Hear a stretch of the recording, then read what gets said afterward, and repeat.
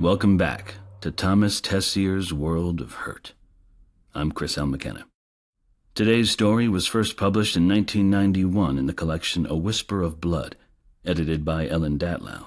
It's a story that wrestles with the mysteries of faith and the dark secrets of the church. Please enjoy Infidel.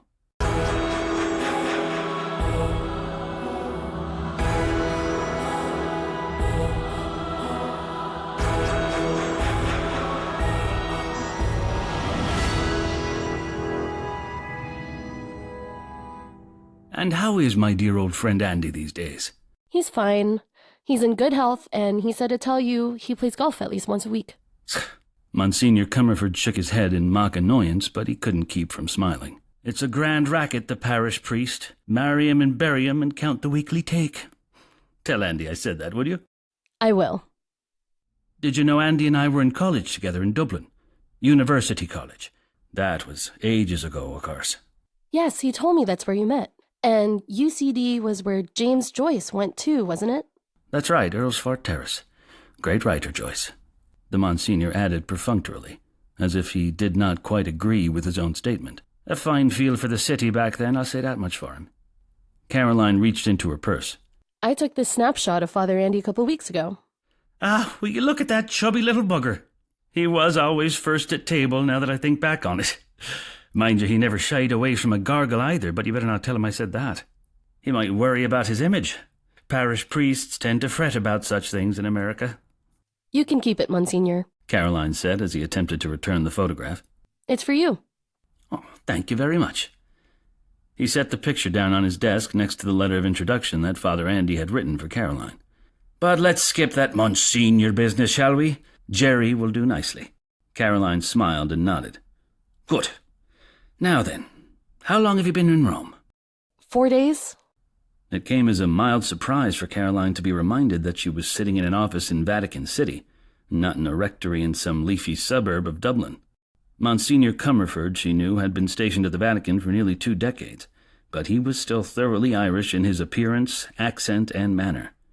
The pink, well-scrubbed complexion, the curly white hair, the steady cascade of Carol's cigarette ash down the front of his black jacket, the gentle sing-song voice, all seemed to belong more in a cluttered Georgian sitting room with peat blazing fragrantly in the fireplace and a big bottle of Powers on the sideboard than in this obscure corner of the papal bureaucracy. Caroline had no clear idea of what the Monsignor did at the Vatican, but neither did Father Andy. And it says here you're a librarian. Is that right? Yes. Very good. And what exactly is it you'd like to do?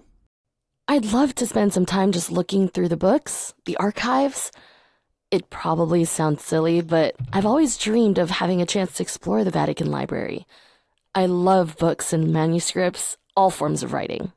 Caroline hoped he wouldn't ask if she had been to Trinity or the Bodleian or the Sorbonne, because she hadn't. How could she explain to the priest that it wasn't just books, but the Vatican itself that had drawn her? She really did dream of the Vatican. Bizarre images of capture, of anonymous torture, of being trapped forever in an endless maze of barren hallways. Nothing was ever said, there were no signs, but somehow Caroline always knew that she was in the Vatican. At times she wondered if the recurring dreams were a form of sickness, but they never frightened her. On the contrary, she had come to feel almost comfortable with them. Is it the dirty books you're after? Monsignor Comerford's eyes had turned steely. We've a regular army of these so-called scholars that come trooping through here, most of them American, I might add, and all they want to do is study the dirty books. Why we even keep them is beyond me, but nowadays destroying a book is almost a mortal sin. To some folks, anyway. The Monsignor was apparently finished, so Caroline answered his question. No, history and the history of the faith are my favorite subjects. Faith, she thought, and the loss of it. Ah, that's a welcome change. The Monsignor beamed at her. If all the fine young women of the world felt that way, there'd be a lot less bother taking place. There was a barb in the compliment, for Caroline noticed how the Monsignor glanced at her unadorned ring finger. History and books were all well and good, but he believes I should be married and taking care of a bunch of babies, she thought. That was fine with her. Caroline might disagree with Monsignor Comerford as to what a woman should or should not do, but she was actually pleased that he was a priest from the old school. She hadn't come to the Vatican looking for trendiness or progressive attitudes. Her own faith had been blasted by the winds of modernism swirling through the church in recent years. "Well, you better get started," the Monsignor said, rising from his seat. "You can have the rest of the afternoon. Just get yourself back here by 5. That's when I leave, and I wouldn't want you getting lost." Neither would I. "And if you haven't had enough, you're more than welcome to come back tomorrow. There's so much of that clutter downstairs a person could spend years poking through it all, if he had nothing better to do with his life. And contrary to what you might have heard, none of it is off limits." The priest paused, then winked at her. "Of course, it's not everyone that gets in."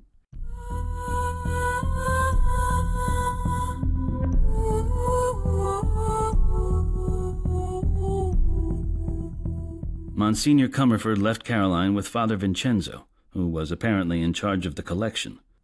A short, thin man who wore wire-rimmed glasses and spoke excellent English. Father Vincenzo showed her some of the noteworthy documents and volumes in the official library. Air-conditioned, computerized, it was a completely modern operation in a centuries-old setting. And yet it was a good deal smaller than Caroline had expected. But then Father Vincenzo took her on a tour of the 3 main levels below ground, where one room grew out of the other, and the number of them ran into the dozens before she lost count. There were books and manuscripts and tottering heaps of papers piled on every inch of shelf space, from floor to ceiling. Tiny corridors appeared and then abruptly ended. On the 3rd and lowest level, the floor was made up of large stone slabs, long since worn smooth. The rooms were small and boxy and seemed to have been carved right out of the earth. The passageways were quite narrow, and the only lights were strung along the low ceiling with electric cable. There were no labels, no numbers, no signs, nothing at all to indicate order. If you wanted to find something, where would you start? Caroline wondered. But she was delighted, because she finally felt she had arrived where she was meant to be. "These are the oldest stacks," Father Vincenzo explained. "Everything valuable or important has been removed, but otherwise it is not very organized." There's so much of it. "Yes, it extends under most of Vatican City, the equivalent of 2 or 3 square blocks in New York City, I think." Then a smile formed at the corner of Father Vincenzo's mouth. "You're a book lover? This, I think, is what you came to see?" Oh, yes. Yes. I'm amazed. It's so much like I pictured it in my fantasies. The word seemed too personal, almost sexual in its intensity. Caroline felt her cheeks flush, and all she could do was add weakly, But more so. Father Vincenzo brought Caroline back to the stairs in order to show her how easy it was to find the way out, and then he left her alone to pursue her curiosity. She appreciated the fact that he didn't feel it necessary to warn her against damaging copying or tracing over anything. Caroline wandered aimlessly for a while, stopping to look at one item or another and then moving on. Her knowledge of French and Latin was excellent, and she had a smattering of Italian, but most of the pages on the 3rd level were handwritten, and sooner or later the calligraphy defeated her. Caroline simply could not concentrate. Her mind refused to focus. What am I doing here? Somewhere in a far corner of the 3rd level, Caroline found a battered footstool in one room. She sat down on it and leaned back against a wall of large, leathery tomes. She was tired and her feet ached, the usual tourist curse, but she felt very happy. Pennsylvania seemed 1,000,000,000 miles away. She let her eyes close for a moment, and she sucked in the musty air. To Caroline, it was like a rare and delicious perfume. Books were the center of her life, and it had been that way ever since she was a small child. She liked to believe that she could still remember fumbling to open her very first picture book of nursery rhymes. But Caroline knew that was probably more her fancy than an actual memory. Books were mysterious, frightening, thrilling, disturbing, uplifting, nurturing, endlessly available, and always accommodating. Caroline had dated many men over the years, but she had yet to find one who offered the same array of valuable qualities. If you had to have something other than a relationship for the focal point of your life, what better than books? Books and belief. But belief was an increasingly elusive notion. For years it had been a natural part of Caroline's life, but lately it seemed irrelevant, or not even there. Nothing specific had happened to cause this change, yet it seemed as if the deep well of her faith had gradually evaporated, to the point where it was now not much more than a thin, moist residue. But you can't control faith, any more than you can choose your dreams. Caroline stood up and resumed her wandering. In one large room she came across signs of fairly recent activity. There were stacks of bound papers on a table, many more on the floor around it. A prospectus announced the publication of the Annals of the Propagation of the Faith in 500 volumes over a period of 20 years. Caroline knew that the Annals were regular reports to the Vatican from Catholic missionaries all over the world. It was a staggering thought. How many centuries of this tedious and obscure paperwork had accumulated by now? However, clipped to the prospectus was a laconic handwritten note, dated November 1974, which stated that the project was abandoned because of the bankruptcy of the publisher.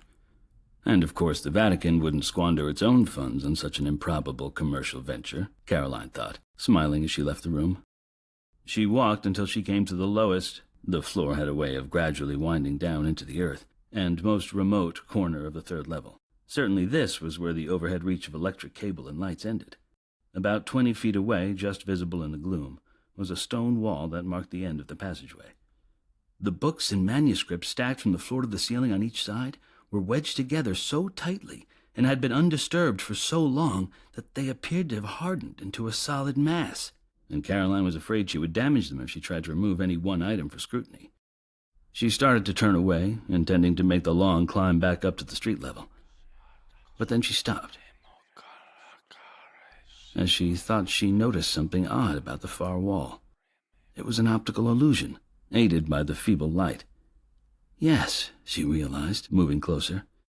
There was not one wall but two, at the end of the aisle. The outer wall, which came from the right, stopped just short of the stacks on the left, and the inner wall receded almost imperceptibly behind it.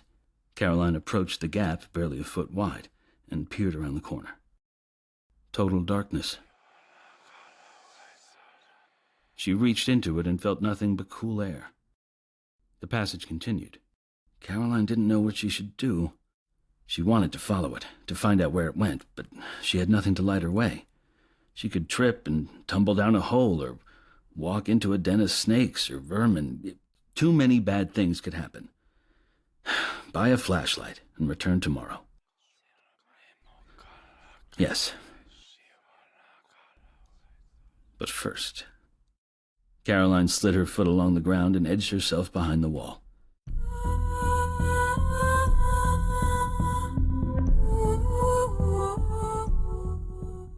Just a step or two, she promised, to see if it ends abruptly. Her outstretched hand bumped against something hard, not stone, a metal bar. Caroline gripped it and harsh rust flaked off in her hand. It had to be a gate, which meant that the passage did go on. Caroline shook it firmly once, and the whole thing broke free. It was too heavy and unwieldy to control, so she shoved it away from her. The sound that came in the darkness told her that the gate had hit a wall and then slid down to the left, firm ground and a turn. Caroline worked her way along the narrow passage. The wall swung back to the left as expected. She moved cautiously around the turn, probing the air with her hand. Caroline stopped. This was as far as she could safely go without a light. She stared at the uniform blackness ahead of her. Beyond this point, she could easily get lost in a maze of passageways. Okay, she thought. You found something interesting.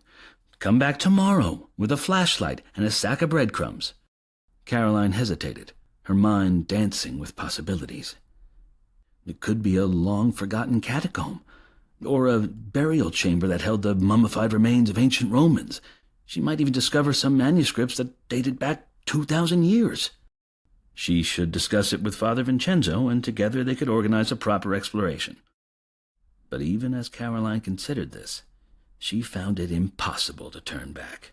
The priest's office was so far away, such an enormous climb, and Caroline felt too tired. The cumulative effects of travel and touring and the miles of walking had finally caught up with her. The dead air didn't help either. She would have to rest for a few minutes before leaving. As she stood there, leaning against the wall, Caroline began to notice the quality of the darkness. You could say it had no depth at all, or that its depth was endless. But it was not a perfect darkness, she realized. Somewhere in it, close by or off in the distance, there was not light, but the subtlest texture of light. I must look like someone on drugs, Caroline thought as she stared ahead, pupils dilated wide as drift nets to sweep any random photons across the threshold of visibility. I look like a freak, but that's okay, because it's a freaky situation.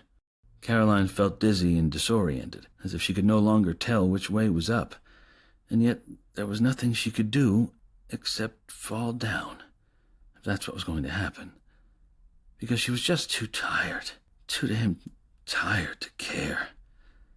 But she was not wrong. There was light, or something like it. Caroline was aware of the fact that she was walking toward the light, into the dark. It didn't matter which. She felt oddly detached from what was happening, as if her body had decided to move and her mind was simply floating along with it.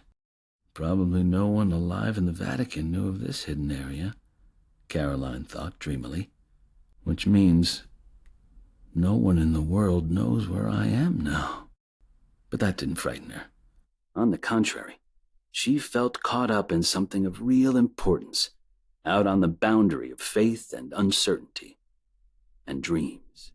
A suffusion of light infiltrated her right eye, knocking her off balance. It wasn't that strong, Caroline saw as she steadied herself and her eyes readjusted. It was a glow, a hazy cloud of cold light some distance away, too weak to illuminate this place. Yet it had confused her for a brief moment. Caroline crossed the intervening space and walked into the faint light. She looked at a flight of crude stairs that coiled down and away from her, deep into the chilly earth. For just an instant, Caroline's mind slid toward the idea of leaving, but just as quickly it skidded away.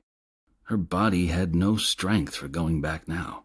It was as if she were caught on an electric current that carried her only forward and down. And so Caroline descended the wet and slippery steps, pressing her hands against the close walls and bending her head beneath the low rock ceiling.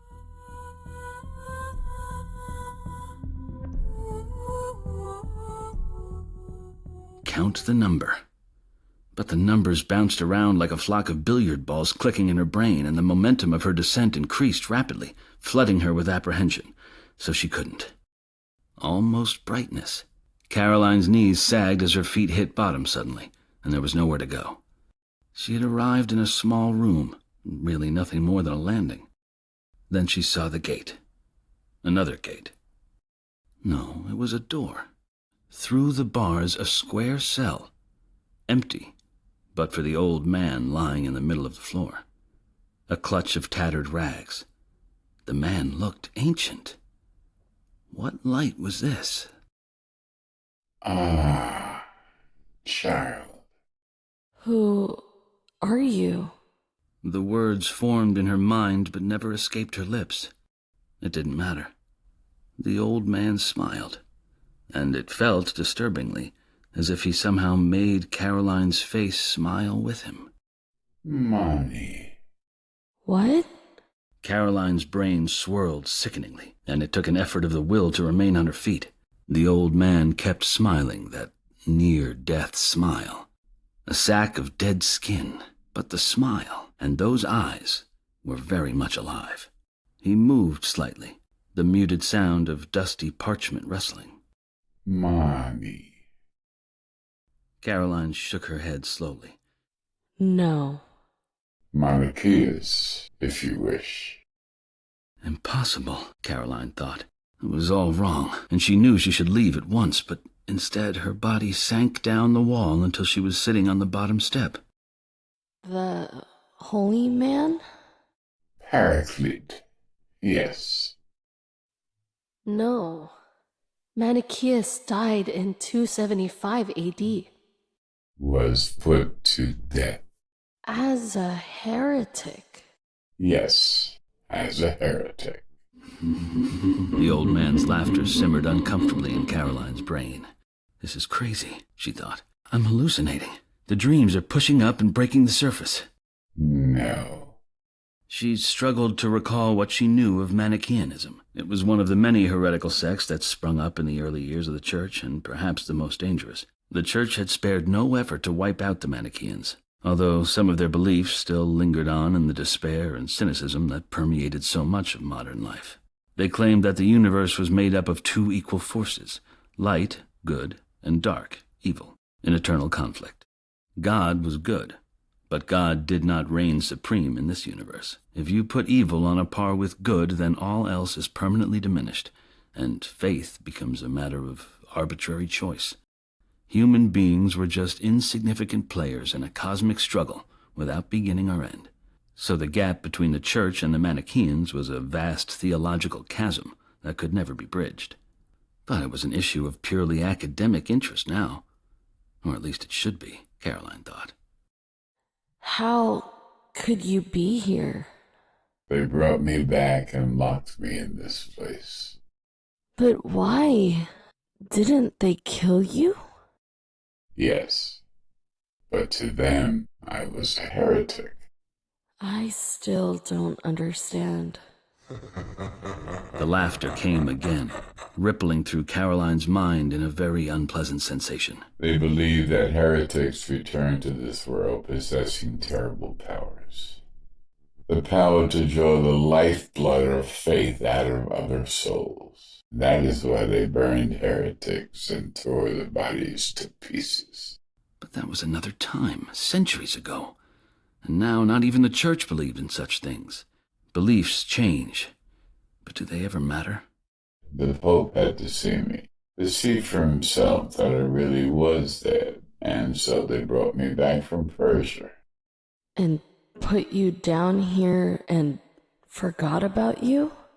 Oh, they played with me a while, using their knives and hot irons. But then the old Pope died, and yes, I was forgotten. When did you last? See someone? A charming young novice in the 13th century. I haven't been able to move from this spot in about perhaps 300 years now. Easy to find souls, but not to bring them all the way into this place. The old man was crazy, Caroline had no doubt. But whatever the truth about him might be, he obviously needed care and maybe medical attention. He certainly did not belong down in a clammy dungeon. It was a miracle he wasn't already dead. He looked so frail and helpless, and there was such sadness in his eyes. I'll get help. Don't leave me, child. What should I do? The door. Come to me. Caroline approached the cell door. The hinges looked as if they wouldn't budge. She put her hands around one of the bars in the center of the door and shook it. The hinges held, but there was some give inside the lock. Caroline shook the door again, and the corroded latch crumbled steadily beneath the pressure. Rusty flakes showered down to the floor. The hinges shrieked painfully as Caroline forced the door open. The old man looked up hopefully as she slipped into the cell and went to him. She wasn't sure what to do next. He looked too weak and fragile to move. Hold me. Caroline sat down on the floor beside him, took him by the shoulders, and carefully lifted him up. His head lolled against her shoulder, then slid a little, resting over her heart, and he smiled gratefully. Caroline had no desire to move. Touch me with your skin. Caroline stroked his cheek lightly. It felt cool and dry, like one of the old manuscripts she had examined. Regardless of who he was or why he was there, the old man responded to her hand on his cheek. I need to be closer. Caroline didn't understand. Her mind felt tired, lazy, and remarkably tranquil. She didn't want to move at all. She hugged the old man closer to her. To your warmth. Her mind couldn't follow a complete thought anymore. Nothing mattered but the moment, and her part in it. Caroline unbuttoned her blouse, and the old man quickly pressed his face to her skin. More. Her bra was in the way. Caroline pulled it down, uncovering her breasts. The old man rubbed his face against them, burrowed between them, and then she felt his tongue, like fine sandpaper seeking her nipple. Caroline was paralyzed with delirium, dazed with a sense of giving. It felt as if her body was a vessel full of precious liquid, a kind of inner sea of living warmth that was now flowing through her skin into him. But there was nothing to replace it, and Caroline's heart quickened with a sudden surge of useless alarm. Holy man. Once. You brought me here? In a way, yes. You spoke to me in dreams. In dreams you spoke with yourself, and I am what you found. You took my faith.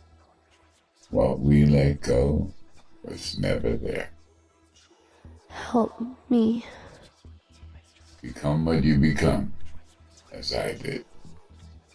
They were right. Well, yes. You became what they made me. God help me. And who is that, child?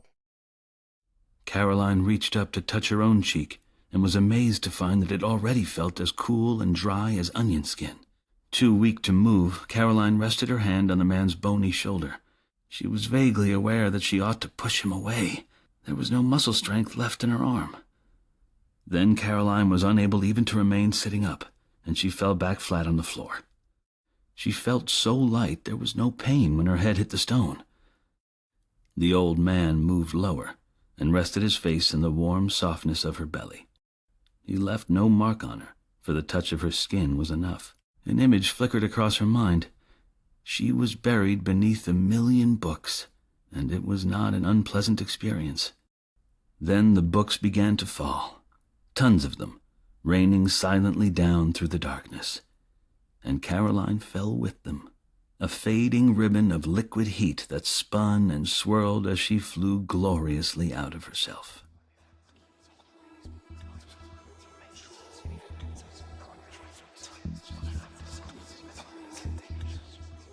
She wakes in darkness. Disoriented for a moment, she shoves the dead bones off her bare skin. Now she knows where she is, and what comes next. She stands, buttons her blouse, and leaves. She knows the way. So much time has gone by. It's late, and she has 1,000,000 things to do.